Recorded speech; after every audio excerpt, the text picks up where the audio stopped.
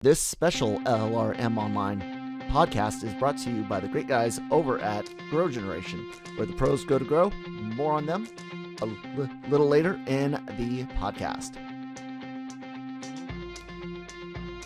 Welcome, ladies and gentlemen, to this very special, I don't even know what to call it. I think it's going to be named something like Final Fantasy VII Remake, 1 year later.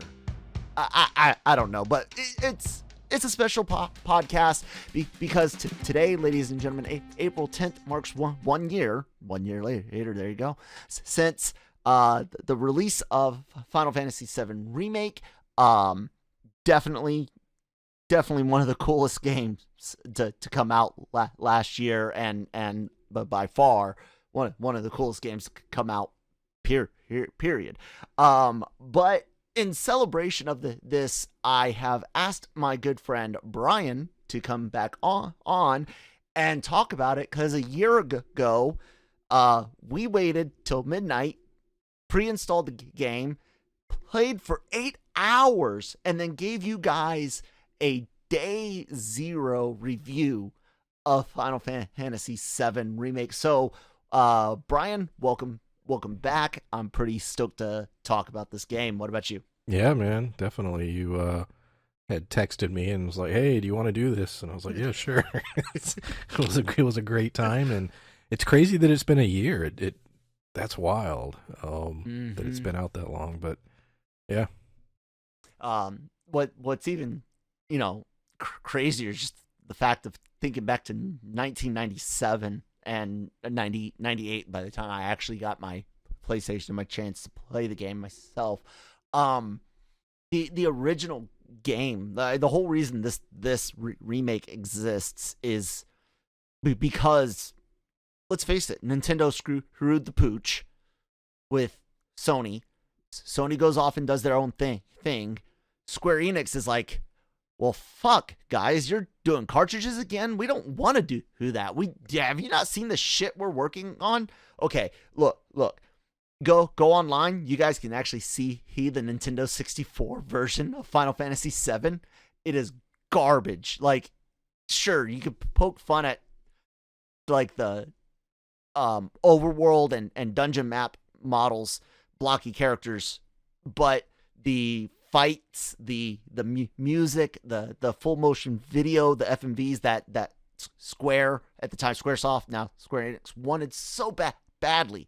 Guys, Final Fantasy owes its continued existence to the same company that helped keep it on the map, Nintendo.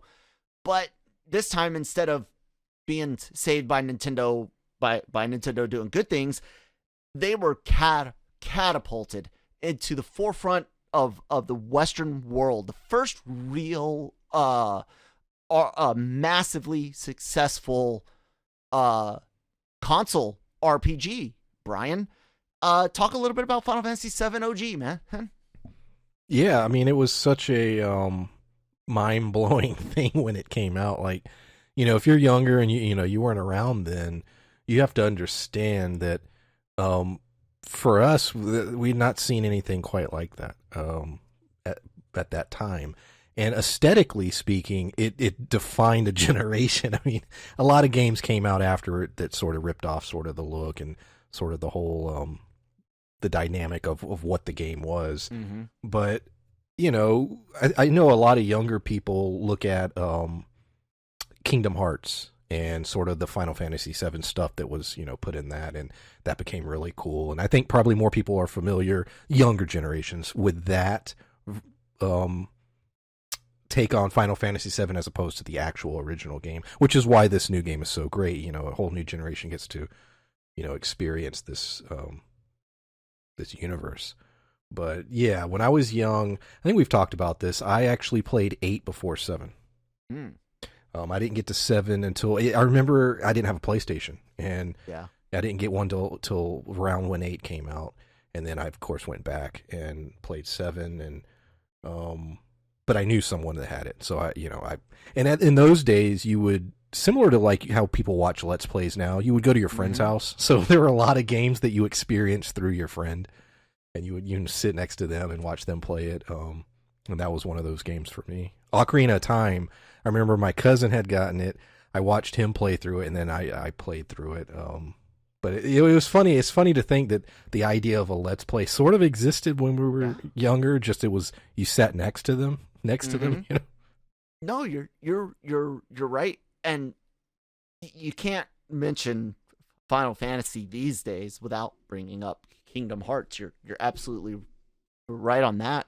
And that whole Let's Play idea, Matt and I, a joint friend that Brian and I share from high school, and Brian, you were there too the day I brought the PlayStation Magazine article in. I was Kingdom sitting Hearts. right there, sir. I remember. We were all just like flabbergasted, like, what the fuck is Donald the Duck doing with a kid version of Titus or Titus, however you want to say it, from Final Fantasy X? What the fuck is going on here? And Matt and I went and got the game rented from Hollywood Video, I think, and brought it back to my house, put it in my PS2, booted it up. He started playing first, and we sat there. He played, I watched, and then when it was time for him to go, I just went and bought the whole game. Yeah. And played. And yeah. How hard was it to go from, because I know a lot of people love 8's story, but dude, I'm a grinder, and 8 punishes you for that. Yes, it does. I hate it. Yeah. How was that for you? That being like your first one since 5 or 6, I'm guessing? Yes. So yeah, I to this day, that's why I wouldn't replay 8, solely for that reason. And maybe, I don't know, maybe I don't know if they have any kind of adjustments to the battle system or how you level in that, but yeah, you're right, it punishes you. Where 7, I remember listening to the radio. This is a true story. I remember getting up early, little kid, and I would turn on the radio and listen to Howard Stern or something, and be playing like an hour before school and grinding in 7. Like, I remember doing that. Like that was a game where, you got into it, and I would set aside grinding time just to build up my characters. And it's crazy to think I went out of my way to wake up early before school to play a game, to grind in a game. That's how invested I was in that story and in that world. Yeah. One of the best parts about it, and correct me if I'm wrong though, for 7 was that materia system. I mean, grinding was as much about your materia, which affects your stats, and figuring out all those really cool combinations of, this effect with this materia attached to a weapon or armor, like all of that fed into that grinding mechanic. And it's easy to see how the FMVs, which were used to sell the game, I know some people were upset when they got the game, graphics were blocky, and they're like, where's all that stuff we saw in the commercials? It's there.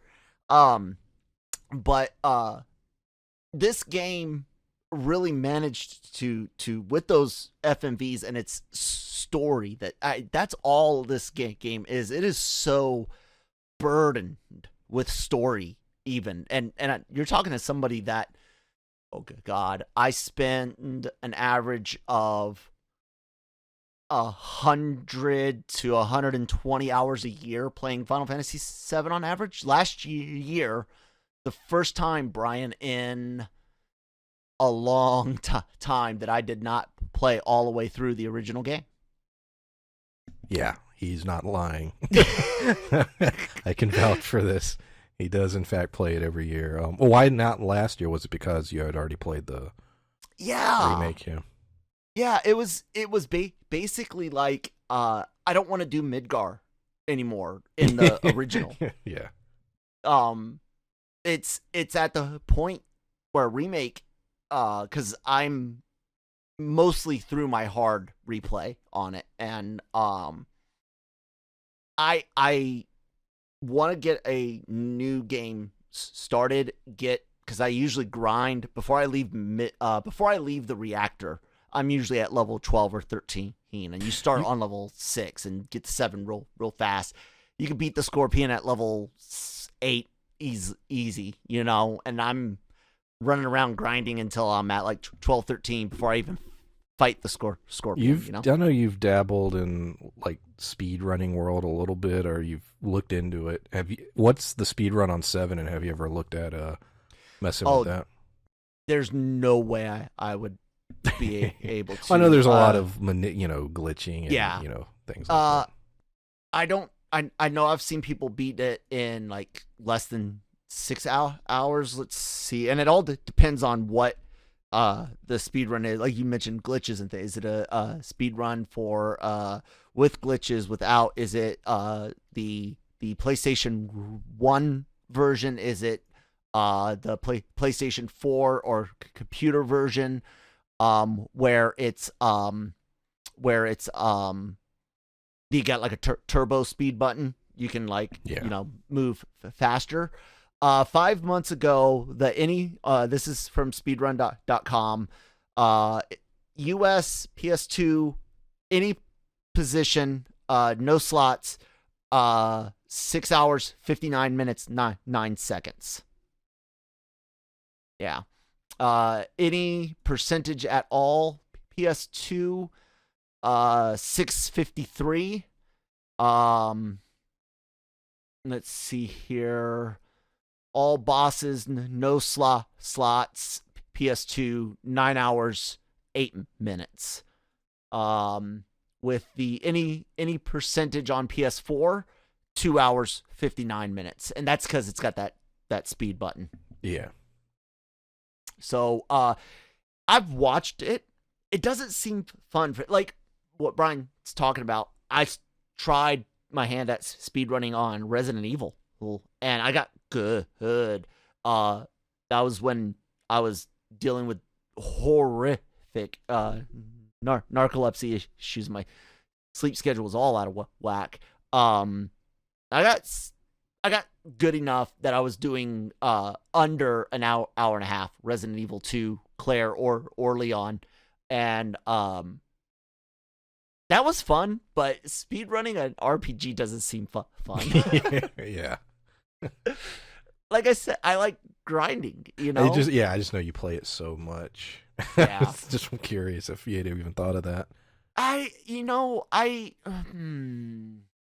Because I'm such a completionist with it. I usually get 2 sets of master materia, one by getting the special items and the other by legitimately mastering all of the materia. You guys don't understand. I have gotten to level 50 before leaving disc 1. Jesus. So, let's revisit the night, Brian. April 9th, 2020. This is like right at the beginning of us realizing COVID is here in the United States and starting to, make a mess of things. You and I made this plan to get the game digitally. I was really against it at first, and I just, but we got it. We decided to play it. It was such a cool thing. We did the demo when it came out, and it was nice because this game offered more in the full release than what we got in the demo, even though it was still, the demo still was like the majority of this beginning of this game. I had no issues replaying the demo portion. I loved it from the get-go. I remember booting it up, like hanging up with you, and like the hairs on every inch of my body standing up as I hit play. And that start screen, dude, when it came up and the Buster Sword is there and the music starts playing before you hit new game, what were your feelings? I was so ready to start it. I mean, we remember, setting the scene. Not we were dealing Back with in 2015. we were dealing with COVID and stuff, and it was a lot of struggles for various things. I'm not going to go into all that, but job issues and different things, and it was a rough patch, right? And the game, remember, had been released in certain parts early. Yep. And so we, at this point, people have been playing this game for a week or two in certain areas of the world. And I remember just being so frustrated that, the game is out. Why not give it to us now? And they held, for where we're at, they held on to the last, till the release date. Mm-hmm. And it pissed me off so much. And so by time the game we were sitting there that evening, I was so ready to play the game. I mean, I was just ready. I had been ready. And it was just, it's funny because we literally played, you're not exaggerating when you say like 8 straight hours. Mm-hmm. I don't recall I haven't done that in a long time where I pulled an all-nighter. I've done it in my life, but it had been a while since I had sat down and was like, yes, I'm gonna until the sun comes up, I'm gonna play this game. And it was great. It reminded me of being young again, being a kid. Those mornings where the sun would come up and you'd be like, oh shit, yeah. Maybe I can get 30 minutes of sleep before school. It was like that, but planned, and it was great. It was a nice moment in a rough, rocky period of history. Yeah.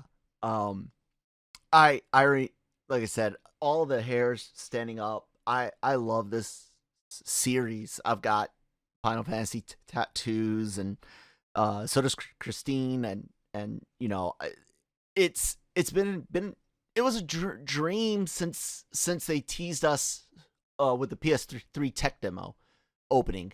They redid the 7 opening cinematic for a tech demo for PS3, and then they put that at the end of Crisis Core, and then they nothing for years. All these spin-offs, sequels, watching a shitty game like 13 get all this love and attention, and in 2015 at E3, Square gives this fucking presentation for World of Final Fantasy, a chibi little thing, and dude, I can't tell you how many times I've watched reactions.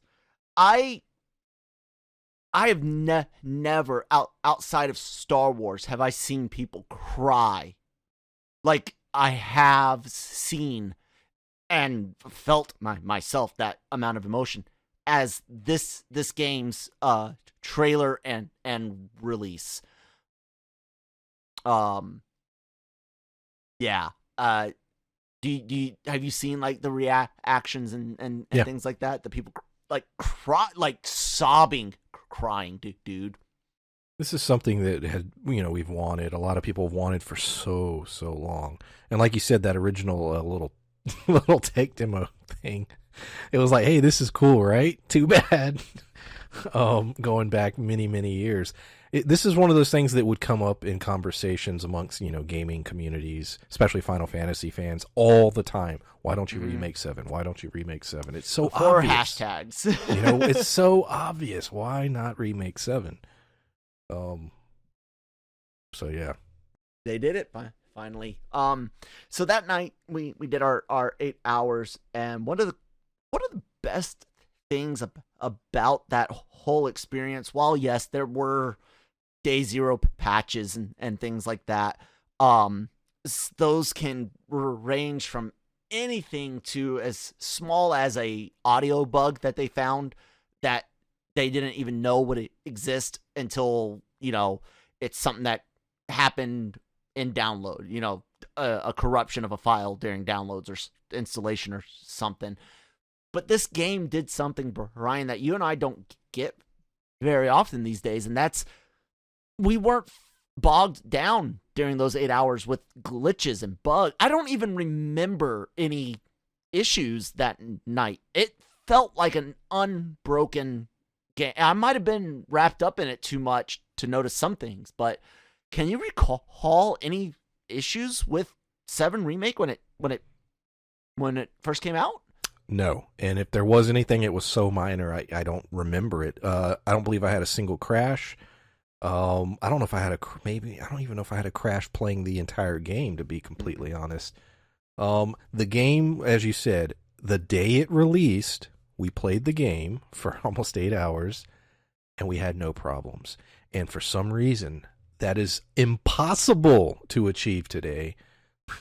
I'm look, Cyberpunk, I hyped you up on this channel. And you screwed me. You screwed me hard. So I'm just going to say it. The game is a broken mess. It's not finished. Will it be great one day? Probably, but not today. And there's so many other games that have come out in the last 6 to 8 months. Days Gone comes to mind. There's so many games that are just broken like all hell. And even games that somewhat, like Outriders just dropped, and it sort of works, but they can't, they're having an issue with the servers and people getting kicked off constantly. It's to the point now where I don't want to buy a game at launch. And so to think back to that night and realize, you know what, the game worked. It's insane. The game worked, and that shouldn't be a rare thing that gives it an extra bonus. But it has become the case in the last, I'd say, year, 2 years, maybe even 3. That's just the standard now. That you almost have to wait a couple weeks to see if it's worth waiting another 6 months to be patched up. You're right, and it's not even like gaming has to be that way. I grew up having consoles, but my dad got me into PC gaming and tech hardware, like building computers and stuff pretty early. And even back in the early days of internet and patches and things like that, computer games still shipped more complete, and patching again was about little bugs. You didn't ship a broken game that needed patches. You learned about bugs from at least in the PC world through the community playing. The community that's playing the game writes to the company on their forums or whatnot and says, hey, we're all running into this issue. You should do something about it. And because it was computer, it's installed and you can do patches. And now that carries on to today. But like you said, they're shipping unfinished games. And I'm with you, Brian. I don't know why it takes Square so long. Square Enix, sorry about the guys over at the Enix side. I know. But I don't get it, Brian. How, like, there's a difference between shipping a game that might still need a little fine tuning, and you need 1 million people to play through it to find those bugs. Because let's face it, consoles are just modern day PCs. PlayStation's been running Linux since the 2 basically, and Microsoft does custom versions of Windows basically for its Xbox. It's computer games, but dude, you're right. They can't ship a complete game. Why? They just can't. I mean, I bought what was it, Assassin's Creed Valhalla, and it wasn't horrible. For some people, it was worse than others. But it was very buggy. But the game played. I will say it played. But I think it crashes about every 2 to 3 hours when it first came out, and that was pretty normal. And that's become sort of the normal thing lately. Is that if you buy a new game, you know that it's going to crash every handful of hours. That's insane to me. That wasn't always the case. And Final Fantasy, somehow they pulled it off. The game ran. The game runs, and I think it had a few little patches here and there, but there was never any moment where I felt, oh man, I hope they fix this. So that's worth praising at this point in the world of gaming. It just is, yeah. fact we played 8 hours without being frustrated, restarting, rebooting, reconnecting, downloading a patch in the middle of the play, or none of that happened. If we had done any other game that has come out in the last year like that, we would have had to spend at least 30 minutes talking about issues. Yeah. That's just the way, yeah. I mean, that's just the way it is. So the fact that we didn't even have to talk about bugs when we did our initial review is pretty crazy in, 2020, 2021. Yeah. And I still, like, I know where the translation issues are in the OG game. I know I keep a list because my memory's not as great today, but I know which materia stats are broken, where it says you'll get this percentage increase, but it doesn't actually do it. And I know all the little things that are broken in the old original one, and you work your way around those and all, but yeah, it's such a big deal. And God, just how many games, and you talk speedrunning and glitches, how many imperfect games did we play growing up on carts that we didn't even know were broken, Yeah. Because they were that well tested and run through that, because you don't get a chance to patch those. You have to ship the best item you possibly can. So maybe that's something we need to get back to, gaming industry. What do you guys think? Maybe instead of trying to churn out a Call of Duty every year, plus Black Ops every year, plus supporting old shit and old zombie maps every year, like, why don't you do Call of Duty every 2 or 3 years, like every other entertainment thing there is, and spend some time on other properties, other games, and shipping complete products to your customers. I don't know. I know I would be pretty pissed if I went to see Avengers Endgame and the effects were glitchy. I saw the mocap suit through the overlaid CGI. Like, I can't imagine watching a movie like that. Why should I play a game like that? Well, if you're gonna release a game as this broken, release it with that as saying, hey, this is a work in progress. You know what I mean? Like, there are games that do, like Subnautica. There's a couple games out there that was like, hey, the game's not done, but you give us $20-$30 and we'll let you play what we have, and we'll continually update it for free for you, and you do that. Yeah. Release the game with that in mind, saying, hey, we're not going to charge you the full whatever, the $60-$70. We'll charge you $40, and the game's not done, and we'll be upfront about it, and you could be part of that process. Just be upfront. Tell us it's not done. Don't make it lie to me. Again, it's consoles are doing it more these days, betas, open betas and stuff like that, and even alpha testing. But that's something computer gamers have been doing for decades, guys. Decades. Free beta, free alpha. You get the game for free. You get to test it out, all of that stuff, and all you got to do is write back about, I've done it for several games. It's fun, and you're right. You don't even have to give it for free. CD Projekt Red is a great example. I will give them they did try to tell everybody that the game was broke. They did try to say that, look, it's not up to par on these consoles. What you guys have seen is shit running on like RTX 30 series, with a Core i9 9700K unlocked, water cooled, clocking 5.1 gigahertz, and you're running dual channel 3600 DDR4 and all that, and that's what they showed you, but they screwed the pooch. Yeah, and Witcher, I mean, to be slightly fair, and I'm still pissed at them, but Witcher 3 was pretty busted when it initially came out. People forget that.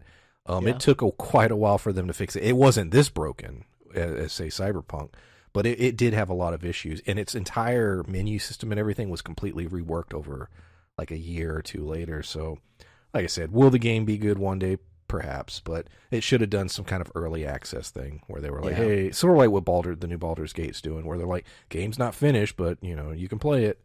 Yeah. And that's what it should have been. But saying all that, Final Fantasy VII Remake, the game worked. Great job, Square Enix. Thank you guys so much. Let's talk about beating the game, Brian, and dive into a little bit about the story and reflecting on it a year ago, because they changed things up. This is not a true remake. We're gonna see some differences here. I'm excited about it, man. Like when you full spoilers for those that haven't played the game, we're gonna talk about the story. So if you are sold to play it and you don't want it spoiled yet, come back and listen after you play. But Barrett dying, that's when I knew. I was like, whoa, hold on, what's going on here? And then Wedge being alive, and then seeing Biggs at the end, all of that. Beating this game, man, what was it like for you, reliving things and then noticing something's not right, something's different? Well, it was that, like, okay, we kept wondering why. So first of all, the fact that the game is just literally the opening of the original, but it's stretched out quite a bit. So there was always a lot of questions as to how exactly. And of course we got, a lot of the new side quests and, various things to do in the game. But the fact that, okay, so they are changing some stuff. They're adding this, they're adding that. Some characters are doing things a little differently. I enjoyed it. I like the fact that I wasn't able to predict everything that was going to happen. Going forward, it's going to be interesting because there's a lot of possibilities with them doing it this way. But I love the finale as far as the fights and the last 30 minutes or so of the game. The gameplay I thought was really cool.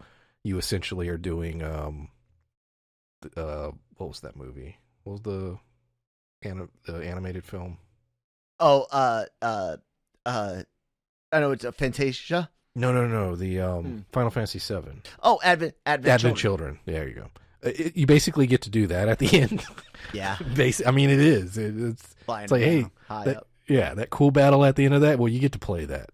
And I was like, all right, this is very Kingdom Hearts 2. Exactly. But yeah, I that ending sequence, that ending little short footage where you're sort of seeing things and you're like, oh shit, what does that mean? I think that's the more interesting thing. What does a lot of it mean? We don't really completely know yet, Mm-hmm.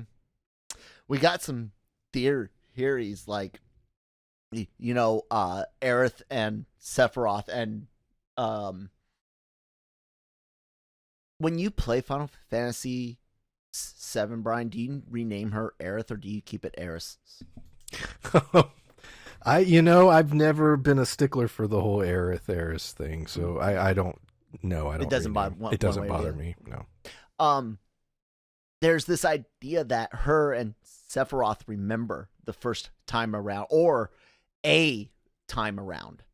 Like, there's even the idea that this might not be that the OG game isn't necessarily the only time that planet has faced this crisis. And I am kind of interested in exploring that idea that Sephiroth might have done this a couple times. Maybe it's tougher each time around because he figures out variables and things like that. Because you get some of that here. He's pushing people towards one direction, trying to slow them down over here, changing things up. Almost like he's looking for, what can I change this time to win? What do you think? Yeah. He's always been this when you rank the top villains in video games, he's on that list always. And I think this game seemed to say, you know what? Not only is he on that list, we want to push him a little higher. We want to make him even more, of a villain. And the fact that him realizing, you know what? I lose. And can I change that? Mm-hmm. And sort of asking that question and then sort of approaching potentially that's where the story is going. I don't know. But I did like the idea of it. So yeah, it's exciting. I have a few concerns, but not so much with the story, and I guess we'll get to that later in terms of the future of the games. But I do have a few concerns. Okay. One of the other things I really enjoyed, beating this game, playing through this whole game, is some of those expansions, and the best one to me is Jessie. By far, I love every moment she's on screen. And it hurts almost as bad seeing Aerith die in the original, losing Jessie in this game. They did such an amazing job fleshing her out, and Biggs and Wedge, but Jessie specifically, dude. It blew me away that they gave her that type of attention. What'd you think about that? And what was the most surprising or pleasant surprise in the game for you? Yeah, I really did enjoy that section. There's a good big section of the game that's just devoted to her in many ways, and sort of that team. And I'll be honest with you, reflecting on it, that's one of my favorite sections of the whole game. Yeah. Sort of that little side content, because you're hanging out with these characters in the original, they're there, but it's they're not given a whole lot to do or say, and the being fleshed out, like you said, losing a character like that hurts, because you feel for them, you understand where they came from, you understand what it is they wanted to accomplish in life, their goals, their ambitions, and it's a role-playing game. It's supposed to have that. I'm supposed to be invested in this world, these characters, the events going on. I need to feel for them, and this game really I took the time to do that. So yeah, Jessie is definitely one of the tops. I love the the parachuting sequence. Yes. I thought it was great. There was a little comedy angle, and then just visually the game. I mean the game's gorgeous, and that's a great sequence. Yeah, I too enjoyed that. I would have to say that the most disappointing part of this game, and I'll stupid ass pull-ups. What's that? I said the stupid ass pull-up game. Oh God, you still haven't No, it's the item? Only I have beaten I have maxed out and won every single game. Inside I did everything you could do in this game just about, except that. I didn't beat it at its highest thing. I know, piece of shit. It's tough, man.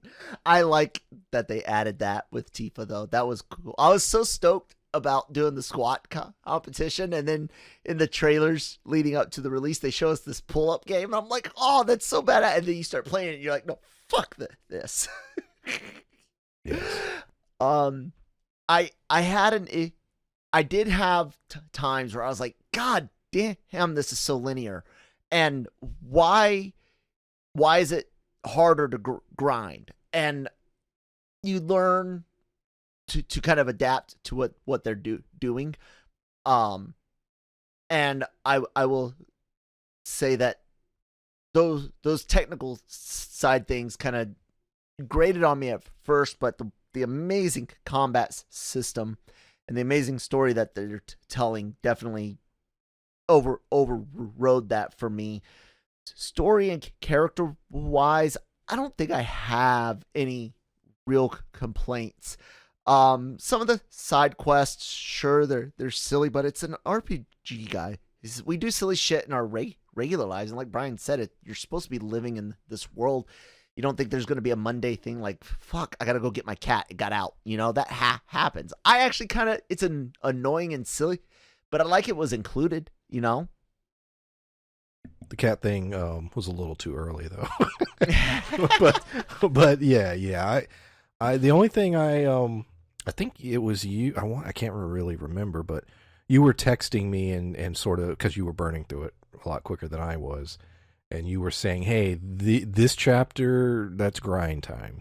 These chapters you can't really grind because the game is structured a little odd." You're right. There are certain sections where it's like, all right.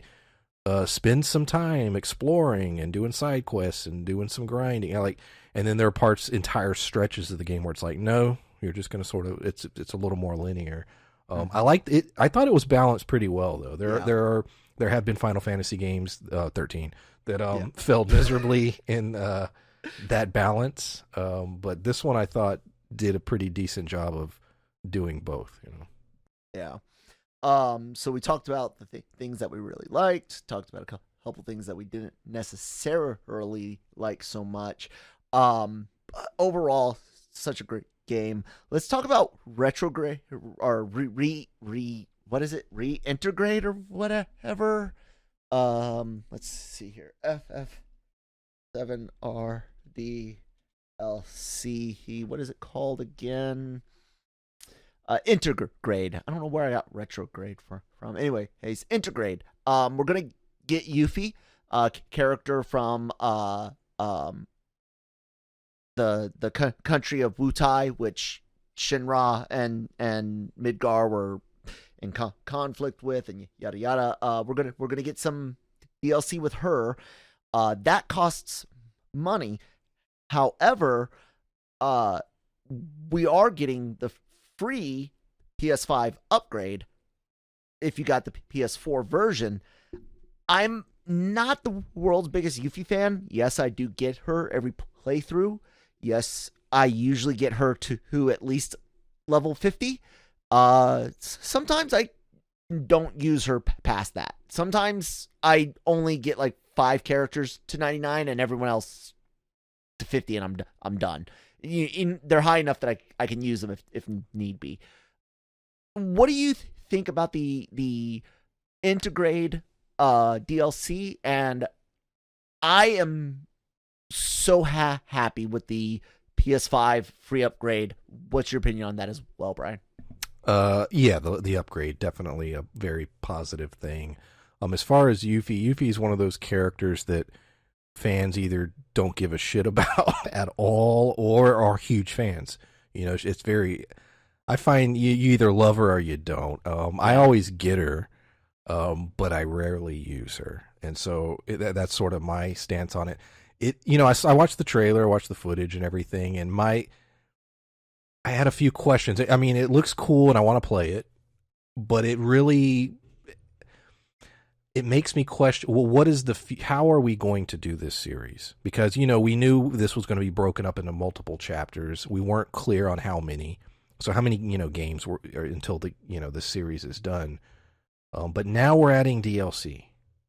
And it seems substantial. I don't think it's huge, but it is substantial enough to where it's said 2 or 3 chapters. I think they said 7-8 hours, maybe. So okay.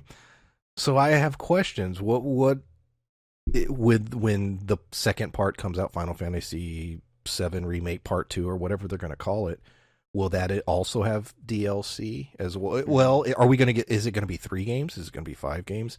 They've still not laid out for us exactly what the structure of this series is going to be. So the DLC sort of caught me off guard. I think we had talked about this in the past. One of our concerns is that each chapter going forward would be 12 hours. And they would get shorter and shorter. This first one was a nice big chunk. But easy 30. What would you say, Ryan? Easily, not 100%, just a good solid playthrough. 30 hours? Yes, easily. And so now that we're getting DLC, and my question is, are we going to get more DLC? Is this the only one? What does that mean for the next chapter? How is this thing going to go? We joked about this, we're going to be playing this for 10, 20 years. I don't know. So as much as I'm like, yeah, cool, I want to play it, I would love for them to give me a better idea or at least tell me what they're thinking in terms of their strategy for how this series is going to continue. So that's sort of where I'm at with it. And it looks as if this piece is, it's going to be sort of a side thing, and it's going to have its own, I guess combat's going to be slightly different. There's going to be different elements to it, which is interesting. And that kind of worries me, the combat part, because Jammer had said he wanted to see like new combat each game, and I was like, no, this is one game broken up into multiple parts. Sure, I like that each character has different mechanics, but I don't want to see them shake up the system every game, especially since they gave us so much that you and I asked these questions on day zero. Do we have a level cap? Yes, it's 50. Will we be able to carry that over? Yes, we will. Will we be able to carry our save over to the next system? Will the next system release an upgraded we got a lot of good solid answers to that, but I don't want to see this. I don't want to see the battle system change dramatically game to game. Do you, Brian? No, because my hope was that it would all, at some point in the future, you'd be able to sit down and they would release it in such a way where you could play through the entire thing and it flow well. If you radically change each game, I just don't know how that'll work. Now we did get like you said, with the PS5 upgrade, we did sort of get an answer there, and I would assume the PS5 is going to be around for 5+ years, and I would hope that we're finished with this game within that time frame. So we'll see. God, but could you imagine this? Final Fantasy VII remake, final chapter, whatever they call it, coming out on the PS6. Like, I'd be so mad. I hope not. We still don't know how many games it'll be. They haven't, I don't believe, given us a solid answer. So like I said, the DLC announcement really caught me off guard, but it made me say, what does that mean? Is there going to be another one? I don't know. I don't know. I do know this. You guys, I will take smaller chapters if you can get them out fast enough, and you drop the price $10 to $15. If I'm getting less than 20 hours of good gameplay, it better be like a $39.99 game. If you're gonna charge me $60, $70 for 10, 15 hours, I'm gonna be pissed. No matter how fast you get it out, that's fucked up. I like your idea of like a definitive collection that you can, like you said, play seamlessly through. And I think that this free PS5 upgrade is their kind of way of doing that. And I think we will see via PlayStation Network or PlayStation Store or whatever. I think Square Enix and Sony will reward us in the end with basically a free, complete playable version. I get that feeling from the PS5 stuff. Do you?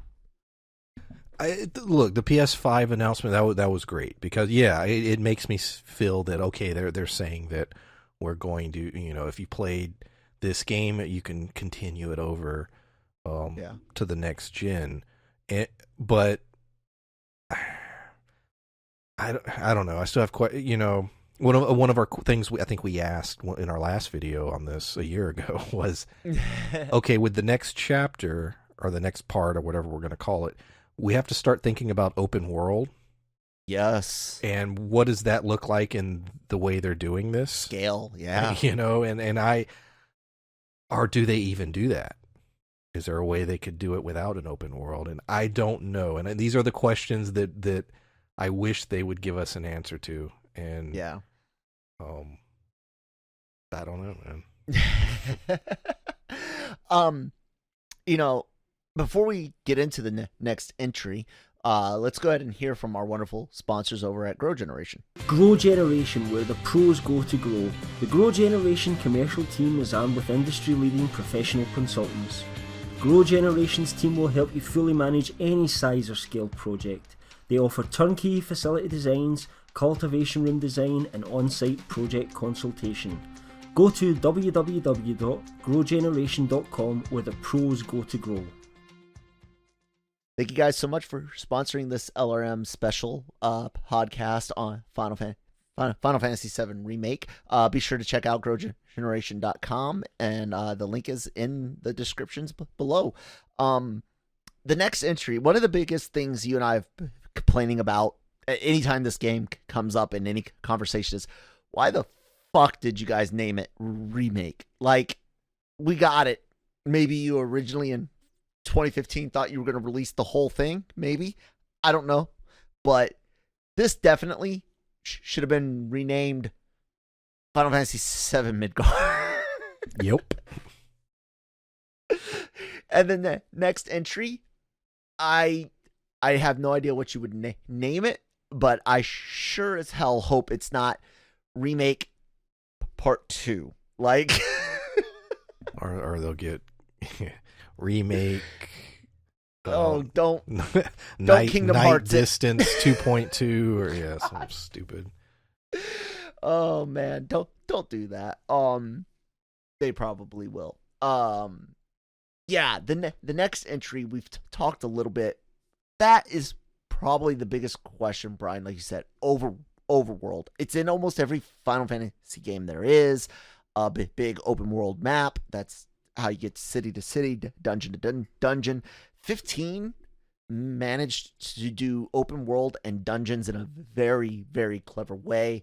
Your open world map is very huge in scale, but it's the way that they did the dungeons. You know, you go to this cave or this building or this town or this city, and you once you go past a certain entrance, the open world is taken out, and now you're just in the dungeon. The system's only rendering the dungeon and all of that. I don't know, because 15 takes place on 3 different continents, but you're never, the world is never rendering more than one continent at a time, right? And 2 of those continents are much smaller maps than the main place you're on. But I think that is potentially the model they'll go with. I just don't. By the time you get to the end of disc 2, Brian, and you've got, getting into disc 3 in the OG game, and you got the high wind, and the whole world is open. How do you do that? I don't know. Are we going to get the high wind? Well, that's another thing. Vehicles, absolutely. That was something I was thinking, because they were in. I mean, we get the motorcycle sequences, which were great. Mm-hmm. I actually enjoyed those a lot more than I thought I would. They were really well done in the remake. But although I will complain about that final bike boss. You have to learn to do that on your. Yeah. If I hadn't told you, how much longer would it have taken? I would have had to watch something, because you have to be perfect. But it was frustrating, because it's one of those things where once you know, then it's like, oh, this is easy. But until that was a bit frustrating. And it came out of nowhere. It was just like, yeah, you're doing this now, and you better figure this shit out. Yeah, what the fuck? You've not had to do this before, but now now you do. But with open world, you need vehicles, and so I'm thinking about it like, okay, well, how is that going to work? 15, I think it's a good model. I think you're right. 15 works. But it's a big, like you said, man. It doesn't scale. It does 15 not. is big, but it's not as big as Gaia. Not at all. 7. So I don't know, man. I mean, they have to at this point know what they will or will not do as far as that. Yeah. And for whatever reason, they haven't told us yet. But I don't know. What is your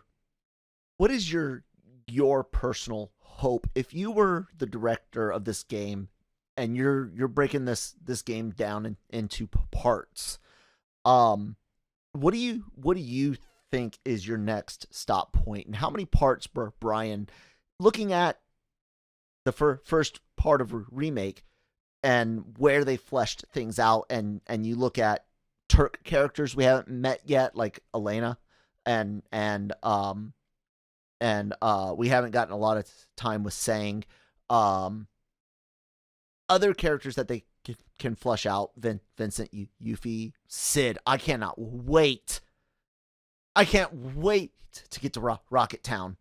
And God, dude, the shit they could do with Sid and his wife, and the stuff that happens on the rocket. Oh my God. Point being, where do you stop the next chapter, and how many chapters does Brian Brantley make? My original, I thought, was 3, and the second one is Aerith's death. Mm-hmm. Or not death. Or not. Because like you have to look at it from a story impact moment. And okay, what makes sense? But I don't know, man. I just, the way the last disc plays out, I don't.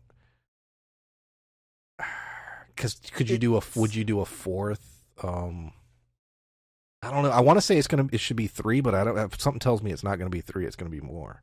I think so. And if it's going to be more, I don't know where you stop. Aerith's death seemed logical. I actually think the better part is completing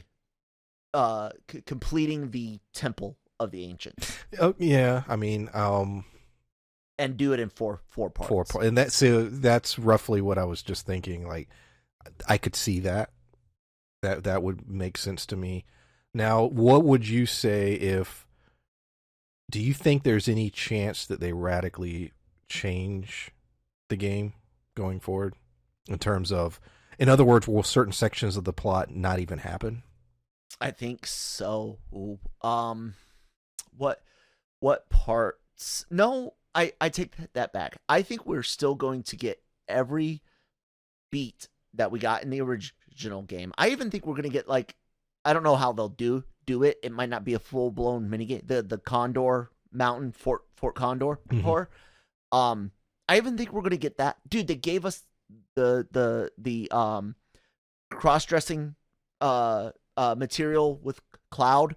Yeah. I don't know if that's the proper phrase for a hetero male that, you know, dresses up as a girl for, you know, a secret mission, but sue me if it's politically incorrect. No, don't sue me. But we got that. So why wouldn't you have a cool?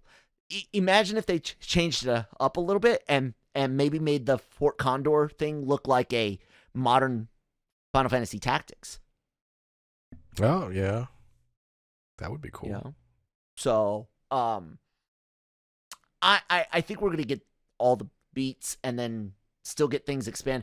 That's why I think 4 parts kind of makes sense, because then you look at, okay, where do you stop the next game? Because after Aerith dies, you've only got a little bit till you get to the North Cave and the weapons release. And in my mind, that's part 3 is the weapons. I would probably close part 3 before your visit to the Northern Cave. I'd probably close it out after your visit to the Northern Cave. So part 4 would be Cloud lost in the life stream and coming back, fighting weapons, and taking on Sephiroth. That's how I think I would do it. But that's a shit ton of material for a part 4. Yeah. Dude, could it be 5? See, and that's why I didn't even want to go there, God. because I mean, we had joked about that in the past. Like, could this be 5 parts?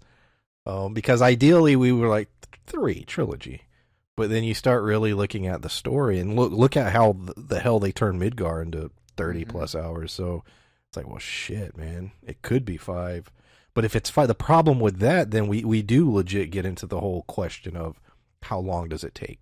Because Look, I don't expect personally, they're going to be years and years between each game. There just will be. If it's 2 or 3 years per game or longer, I don't know, man. 5 years. Dude, that would mean that it would take Final Fantasy VII Remake longer to be completed than the Infinity Saga. From its inception to its completion. Yeah. Was 12 years from like inception, if you will, from the time Feige and them started working to get Iron Man made to the release of Far From Home. That would be highly disappointing. If it's 5 parts, 13 to 15 years is not out of the question. If it's 5 parts. You're right. You're absolutely right. But I also wonder how much assets get to carry over, and that's why I think it's dumb to change too much up. It's like you guys already have so much built in. Treat it like you do every other game. Carry those assets over and just put in the new dungeon, the new character, the new bad guy data. You know what I'm saying? Yeah. So, story-wise, you brought up a good point about Aerith, or not. I know what you were getting at, but do you think there's a chance that we might be given the opportunity to choose a character to sacrifice in Aerith's place? Huh. And if you're given that choice, what do you do? That's interesting. I don't know. I told you we've talked about this. I don't have as much of a connection with Aerith as right. many do, so I'm like, whatever. Although she was way more in this game, a little more appealing, being around her. And let me say, when I originally played the game, I never used her. Yeah. I just didn't. And so, but when the big event occurred, I was just like, "Oh shit!" But it's because they OP Cloud on magic. Yes, in they did. The original. He's your strongest magic user. He's your strongest defender and your strongest attacker. It's ridiculous. That's what I used, and so yeah, she was a character I just never used, and so it wasn't as big of a deal. But yeah, Red and Ketchi, as it should be said, are both better at magic, I think, than she is too. So, anyways, and even let's talk about that real briefly. Then, in this game, that was another complaint I had was there were certain sections late in the game where you didn't get to pick your team, and you sometimes would get screwed because. Look, you don't have a healer. They would throw a weird dynamic at you in a boss, and you're like, how the fuck am I supposed to beat this? Because that's not my play style. And so the game forced you at certain points late game where you had to really adjust your play style based on who they allowed you to play as. That annoyed me a little bit. Now, if you can work through it. I did. I played it on the did they have difficulties? I played it on whatever normal. Yes. I didn't. Yeah. Because hard is no. That's right. Items. Oh shit. My God. Yeah, you did do that. But I worked through it. But it was a little annoying. Sidebar. I would take too long to go into it, but there was Tales of Symphonia. There's a point in that game where there was a particular character that you lose access to. I had invested everything in that character, and I was so pissed off that I stopped playing the game. Wow. I was so mad. But RPGs will do that, especially JRPGs. Look at 6. Look at what 6 did. How many shocking moments, a death really early of a character that you can definitely put some time into it. My God, yeah. I think we're going to see that choice. And it's her whole don't fall in love with me. You understand if we walk past this point, there's no going back. Everything's different. And she even seems scared, almost like, I know if I die, we win. And she almost already seems set on dying. Like, we're going to beat Sephiroth again. And I have to be the one to do it because that's how it happened before. I can see it happening where it's like, okay, are you going to put Tifa in her place? Are you going to put Barrett in her place? Like, I can see that choice being given to us.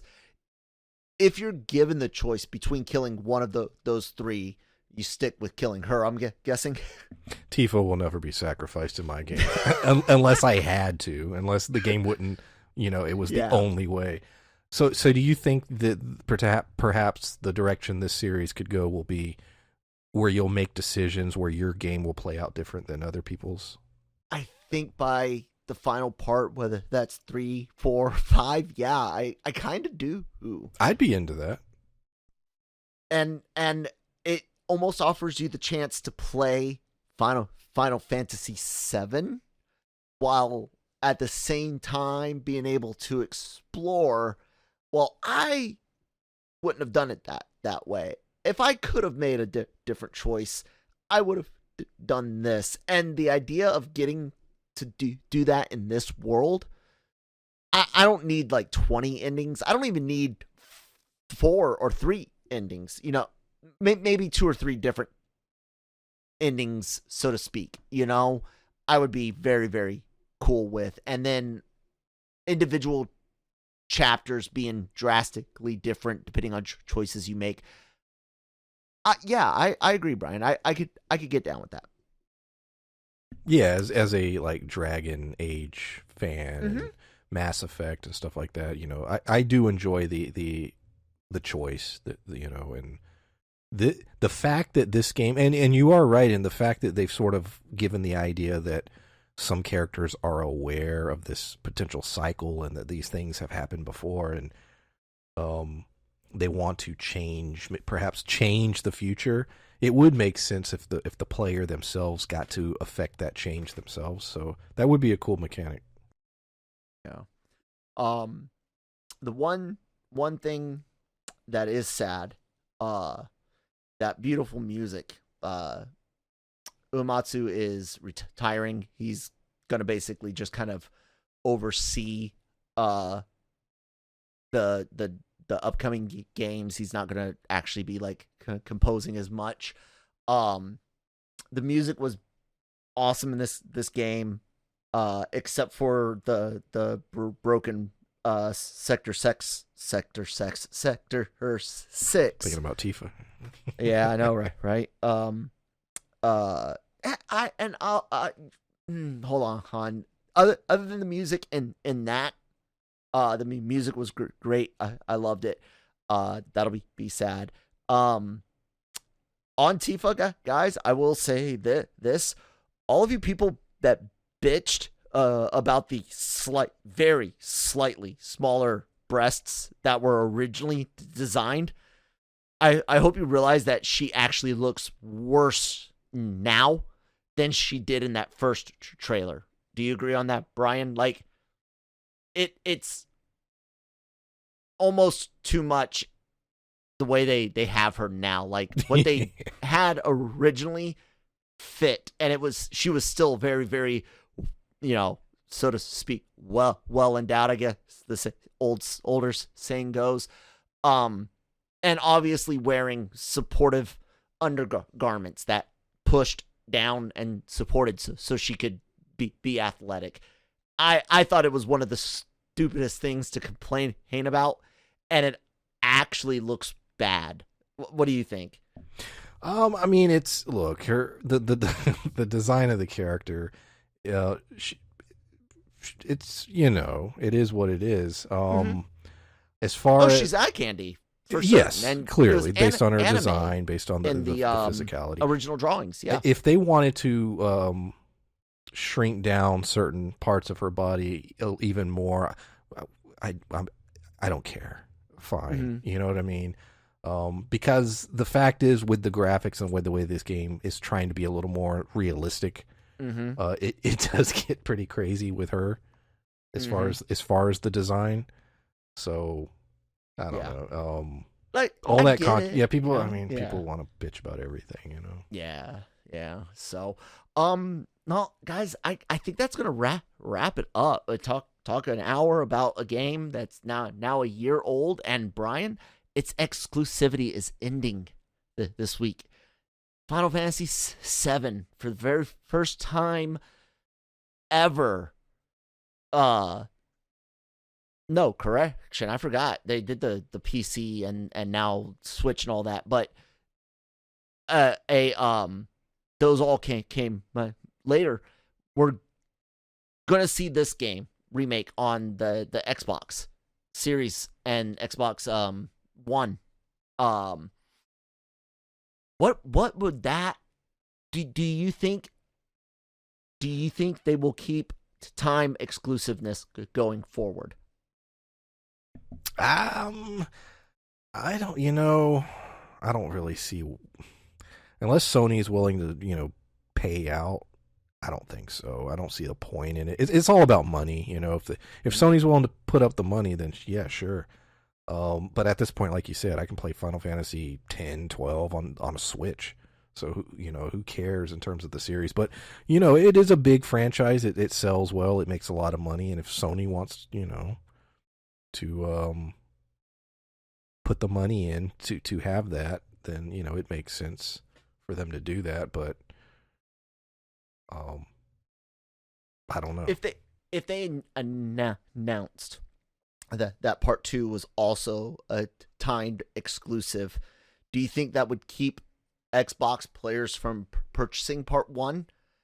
That they would be like, well, fuck it, I'm just gonna. That's a great point. Maybe.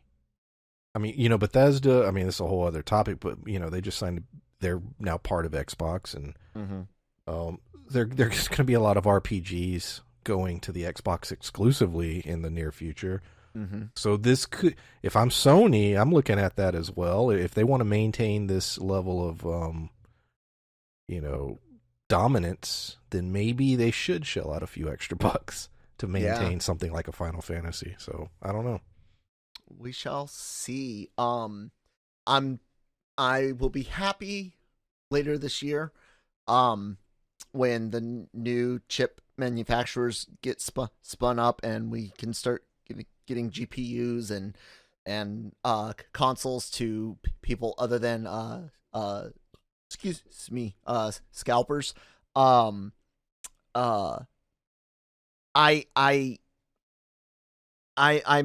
excited to get that PS5 with Aloy Horizon for Forbidden West. But you are bet your ass that the very next game I play will be the upgrade version of 7, the remake. I think the best thing about it is that it the chapters on the replay, I can skip the Scorpion if I wanted to and go to chapter whatever I forget, what is it, like 3 when you get out of the first reactor, maybe 2 or 3, something like that. It's I'm cool with it. I'm down. I'm excited, and I cannot wait to hear more about what they've got planned. Whether it's good or bad, I can't wait for it because I need to know. I need to plan. Yes, I need to plan. Because I did put in. I had medical issues and the virus ended up giving everyone a lot of time off, but I actually had military paid leave signed by my commander for this game's release because I knew that I would want to do nothing, and I even told my wife and kid I didn't do other than that podcast you and I did. I took that whole next week off of LRM. Oh God. Anyways, thank you guys so much for joining us during this talk. Brian, any last words on Final Fantasy VII Remake? No, just that it was a great time. And there's so few games that I play to completion these days as far as massive RPGs, and this was one that I did, and absolutely enjoyed it. There you guys go.